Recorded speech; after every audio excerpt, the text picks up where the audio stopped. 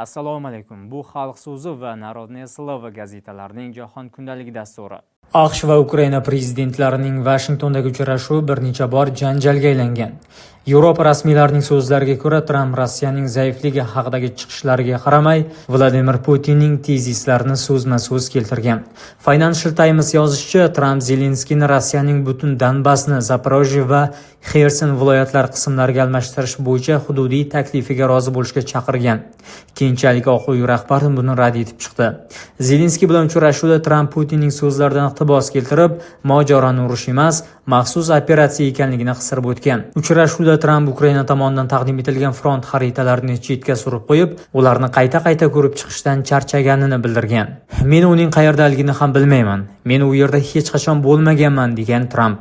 Muzokaralardan xabardor bo'lgan 3 nafar yevropalik amaldorlarning aytishicha, Tramp uchrashuvning katta qismini Zelenskiyga ma'ruza o'qish bilan o'tkazgan.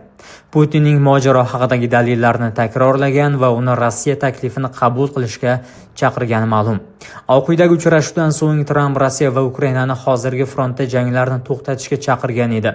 Kreml esa mamlakat jangovar harakatlar chizig'ini o'zgartirmaganini bo'yicha bayonot berdi. Rossiya Amerika davlat rahbarlarining Vengeriyada bo'lib o'tajak uchrashuvi Tramp va Putinning Orban bilan iliq munosabatlari sababli ushbu mamlakatda o'tishi rejalashtirilgan.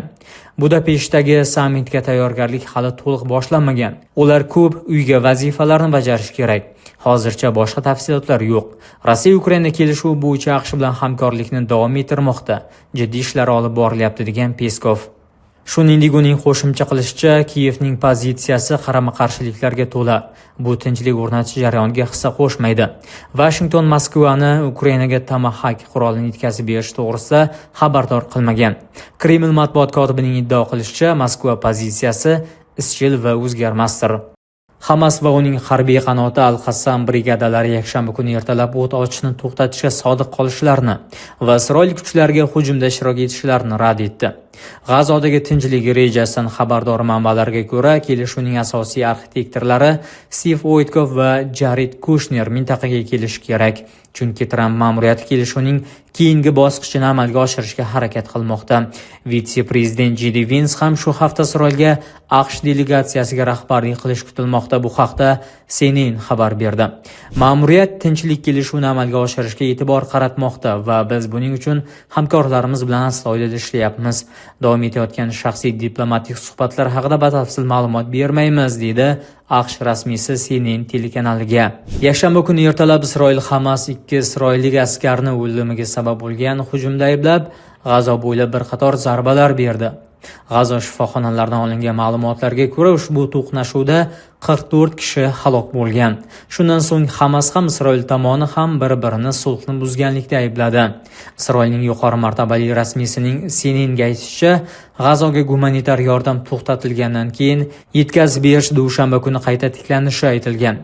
Bu sulhning davom etishidan dalolat berishi ta'kidlangan. Ammo Rafah o'tish joyi yopiq qoladi, deydi rasmiy. Chunki Isroil qolgan garovdagi jasadlarni qaytarishni kutmoqda.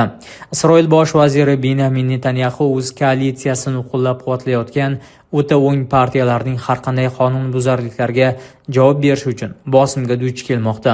Isroil milliy xavfsizlik vaziri Itamar Ben-Gvir yordamning qayta tiklanishini uyatli orqaga chekinish deb ta'rifladi. Armaniston noyabr oyidayoq Yevropa ittifoqiga a'zo bo'lish uchun ariza topshirishi mumkin.